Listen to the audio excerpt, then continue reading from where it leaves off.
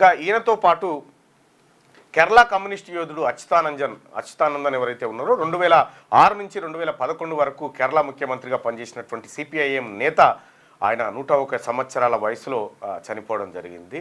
ఆయన పరిపాలన కాలంలో కార్మిక సంక్షేమం కోసం అనేకమైనటువంటి సంస్కరణలు తీసుకొచ్చినటువంటి అచ్యుతానందన్ నిన్న తుదిశ్వాస విడిచారు. ఆయన 101 సంవత్సరాల పాటు సుదీర్ఘంగా జీవించగలిగిండు.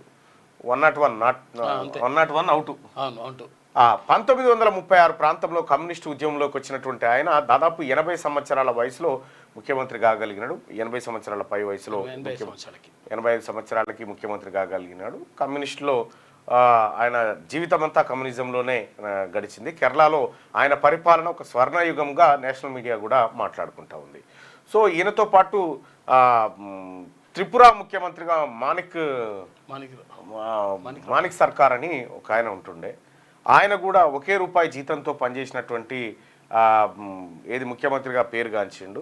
సో ఇట్లా సిపిఐ ఏది అగ్రనాయకత్వం దాదాపుగా దూరం అవుతా ఉన్నారు, ఏజ్ బార్ అవుతా ఉంది. అచ్యుతానందన్ సిపిఐ వ్యవస్థాపకుల్లో ఒకరుగా ఉన్నటువంటి వ్యక్తి.